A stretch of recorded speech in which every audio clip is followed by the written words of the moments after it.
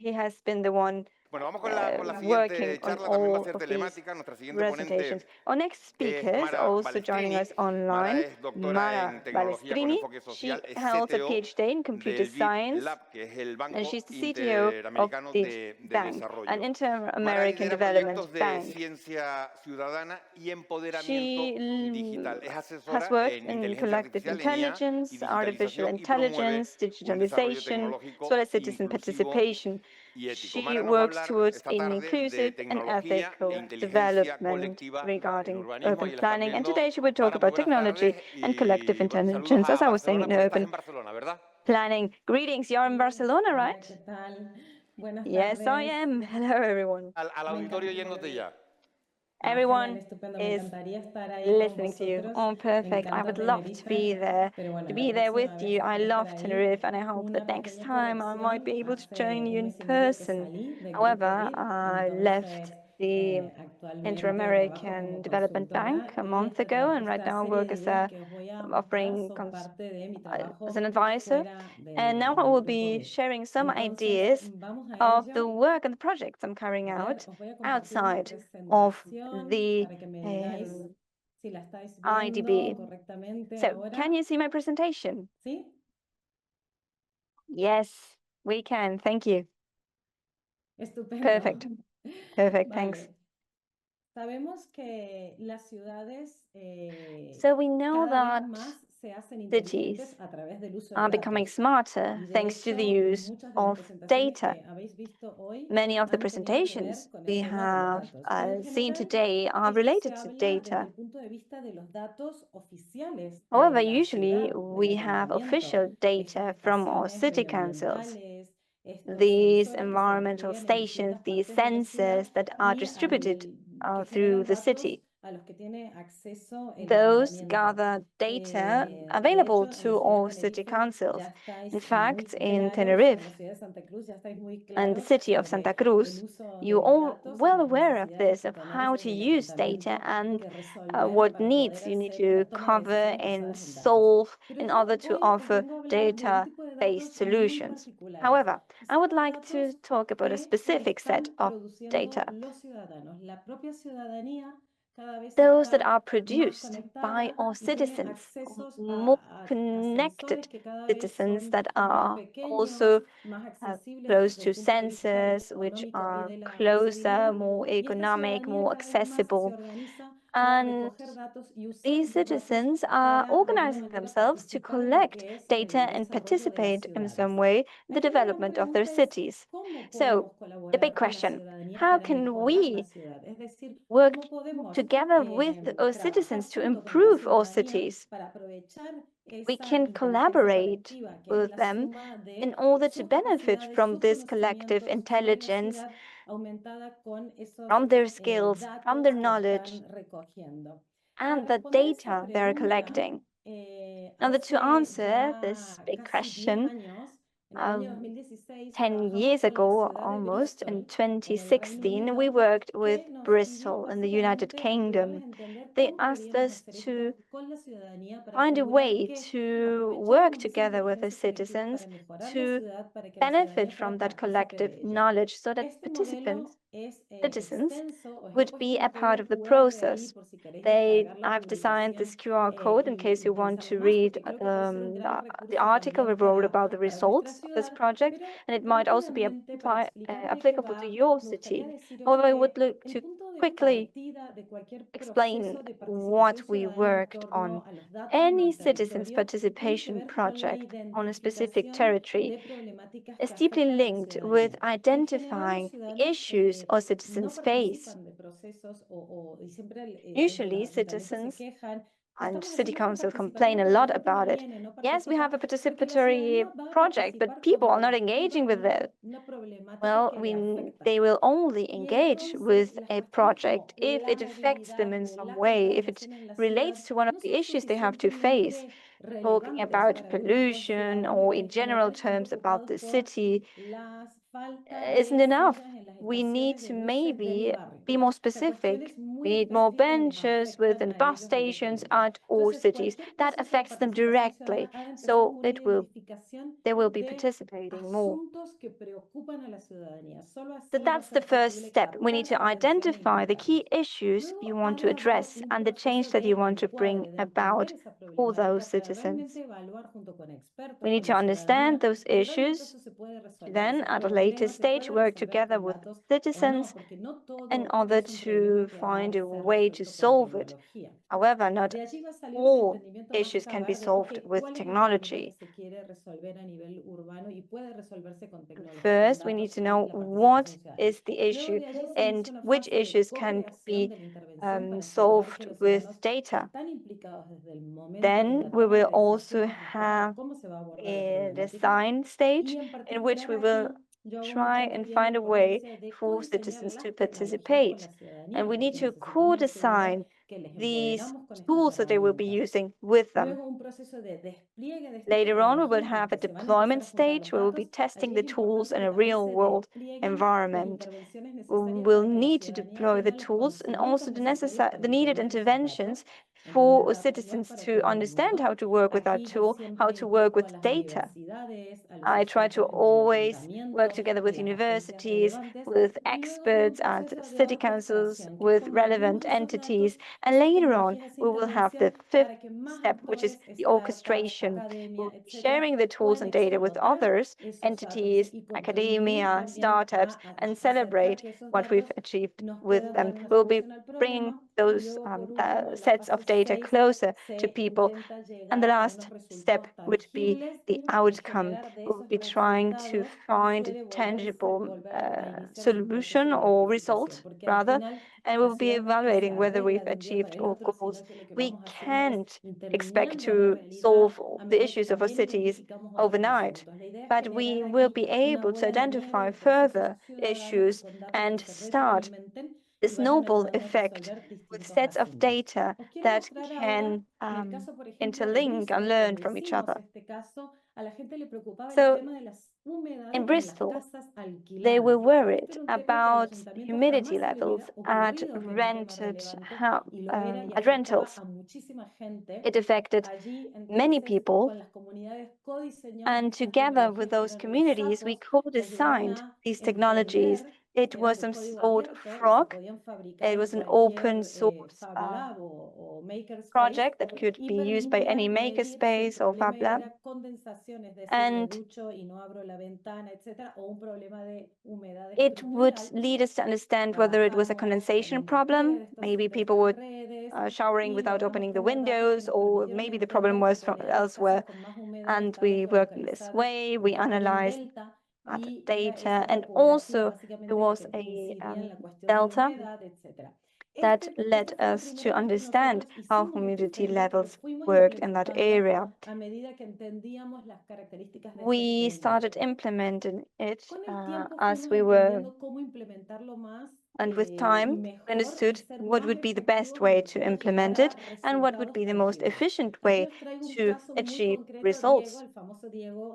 Diego, also known as Charlie, as you just mentioned, asked me to use very specific and familiar cases. So I've also wanted to share some cases here in Spain. Now, this technology, I've already showed you how you can download it. Here was another case in Plaza del Sol in Barcelona, in the neighborhood of Gracia.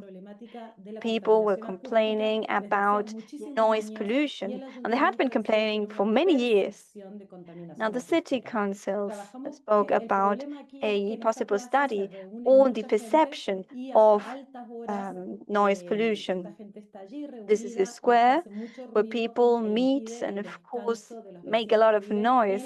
The neighbors who live at the buildings surrounding that square are facing this noise pollution. So it was something that people were worried about, that people wanted to find a solution to. Here in Barcelona, we announced that we wanted to address this issue, and many people immediately got in touch with us and wanted to be a part of the solution. We understood that noise pollution was produced by people using that square at late hours in the night. Many people also just drinking alcohol on that square. And in the end, once we had identified the problem and defined it, we were able to co-design these open source tools that made it possible to measure the quantity of noise, also the quantity of light, and would send all that data through sensors. We also co-designed how that sensor would look and how we would be able to use it. And we made it as user accessible as possible, as intuitive as possible, so that everyone could use it. We then decided for how long we would be making those measurements and how we would be doing it. And the thing is that we were very efficient thanks to the help of the neighborhoods that were familiar with the issue and with the neighborhood. So for 6 weeks, uninterrupted, we continuously got live information from 35 houses surrounding that square, that very specific, controlled environments outside the windows and also inside the rooms. And here you can see Martí, he was 12 years old back then. And later on, we were able to visualize and interpret data we got from those sensors. Here you can see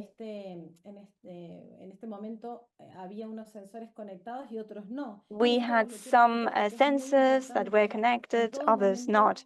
And why? Well, I want to explain it. It was the citizens who decided whether they want to share data or not.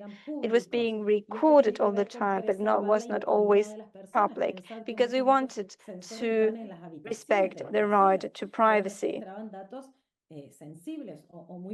So maybe there was private data, sensible data. They were the ones who chose whether they made public that data or not. We wanted to preserve data quality, but also to strike a balance with the right for privacy. In this orchestration phase, we also designed a website. And we found something quite interesting.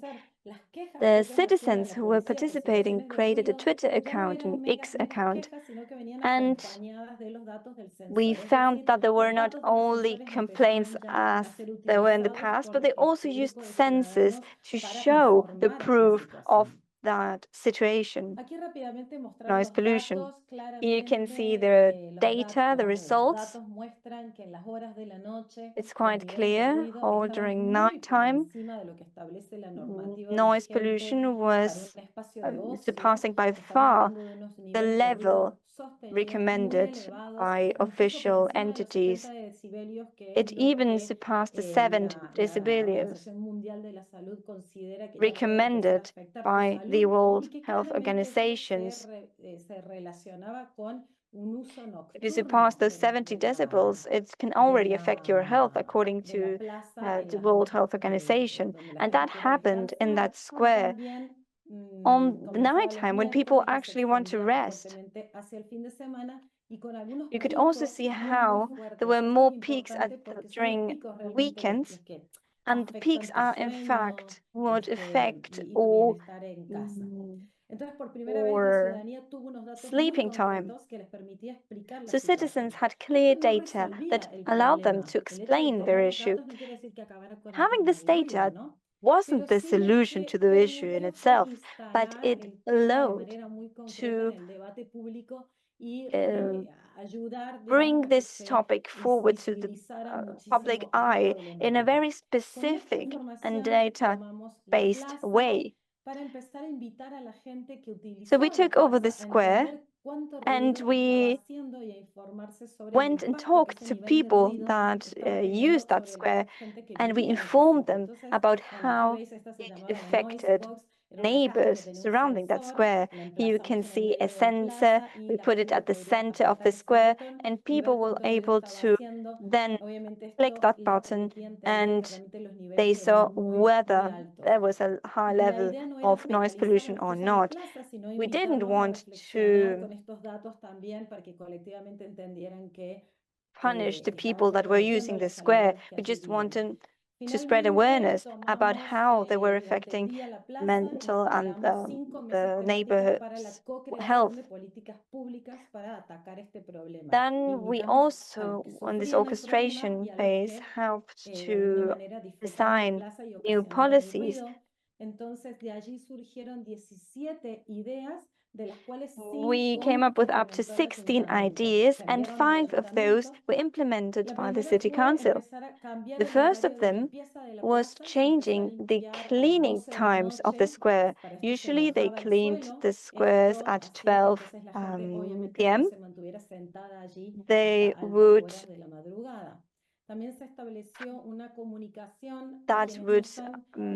leave that part of the square wet so people wouldn't sit down there.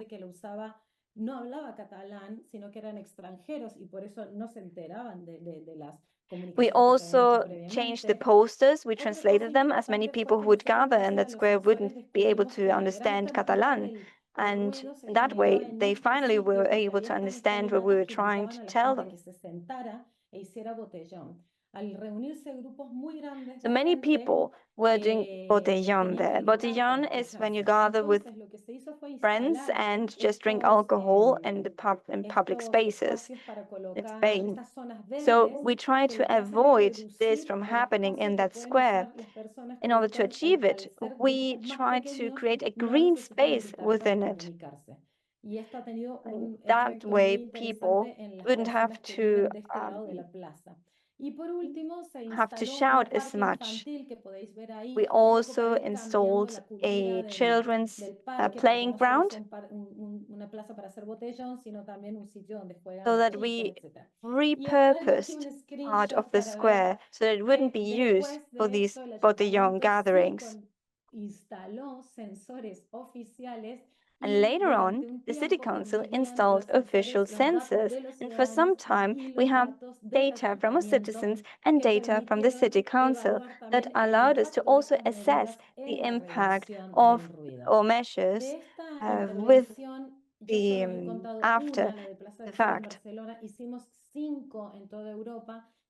We carried out 5 projects all over Europe, which you can find within this documentary of Citizen Science Revolution. There we show how we did it, how we achieved it, and what happened afterwards.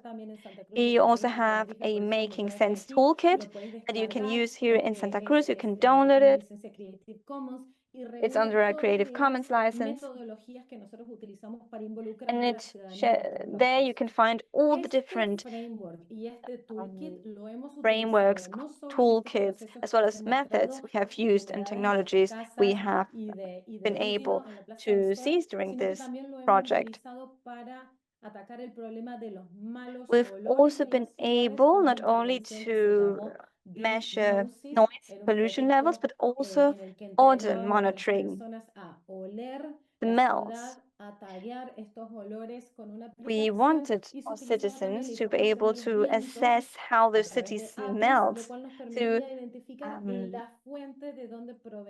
APIs, through their phones, so they could identify the different smells that they would notice within their cities, and then that would in turn lead to conversations that could change that reality. You need to have that proof, you need to have that data in order to mitigate or at least get to talk with the people responsible for those bad smells or the entities responsible. We also worked with food mapping. We used citizen science to understand environments and eating habits. We have an app where citizens shared where they were going to get their food, how much they were paying. And thanks to that, we were able to understand different patterns, behavioral patterns regarding food and their food habits. We also had the city's health project, where we studied participation and data for urban environment and health. With cities health, we gave a kit to citizens. We co-designed once again this tool, and they would answer to one question: how is it affecting them, that pollution, air pollution, to their health? Now, this kit measures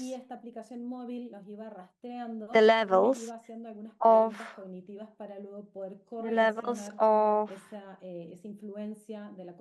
pollution in the air that they exposed to while they're going for a stroll.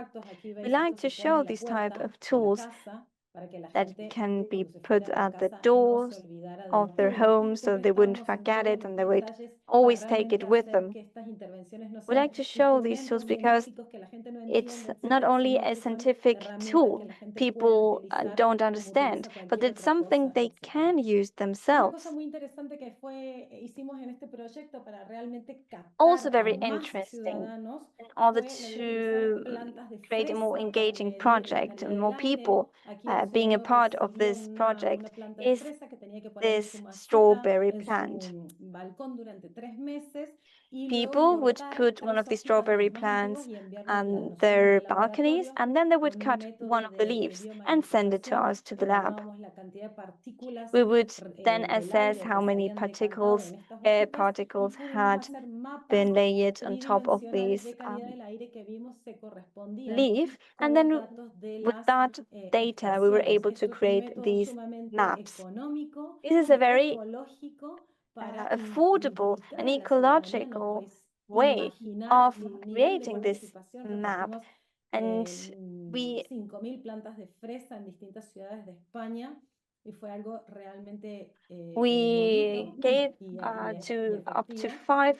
Y 5,000 por último, os quería mostrar, esto también lo strawberry hicimos plants. So con many el citizens problemática del participated, and it tráfico, was a en este really proyecto que se engaging llamó experience. WeCount, We donde had a también usamos different este project too, We sensor, Count, where we have this sensor, Telran se llama, de código abierto, que tiene una cámara y lo que Terran, permite open code contar 2, cuántos with a camera vehículos y qué tipo de that vehículo y a qué counts velocidad pasan por how el many frente de tu vehicles, casa, what type of información que vehicle, se and at puede what speed correlacionar they move in front con of la the calidad del road, aire por el tema de las in front of your emisiones house. y puede ayudar, y de hecho ayudó en Here, Barcelona citizens a measured informar traffic and were políticas able to específicas co-design como la public regulación de policies. la velocidad en algunas For calles example, muy the estrechas speed para at disminuir which los niveles cars de emisiones were, en were estas driving ciudades. through, Entonces, ya para what speed terminar, they could drive through porque those son 20 smaller minutos y ya roads. estoy a And 20 minutos, I os quiero know I'm compartir already algunas running out of time, recomendaciones so de cómo podemos before activar I estos finish, I would procesos. like to Lo share primero some es key que los datos learnings and humanos son un recommendations recurso for these estratégico processes. para las First ciudades and foremost, porque citizen data is a completan, strategic complementan los datos resource. institucionales y It porque además complements se hacen colectivamente y institutional data, traen con sí and la, its bueno, value la grows inteligencia colectiva y la thanks to that participación collective ciudadana. Esto intelligence aumenta su and valor. citizen La participation. administración pública ha de catalizar esos procesos de Public innovación administrations have to y a través de la catalyze participación, that además in también collective logran que las personas se intelligence. sientan And through implicadas en la creación de participation, políticas people y de esta manera feel as muchas if tienden they a were tener a part, mayor because they are, adherencia, of porque las personas decision se sienten making. parte del proceso.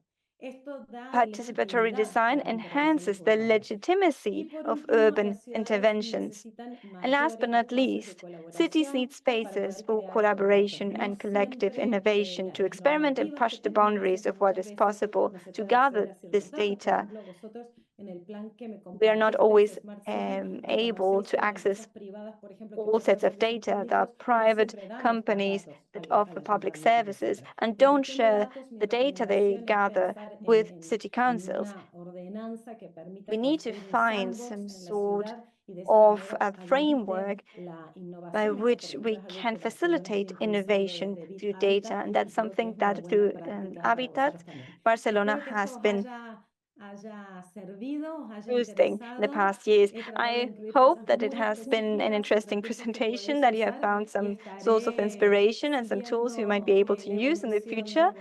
And vuestro I will be plan de paying close regeneración attention urbana. to Muchas your gracias. urban planning in the future. Thank you.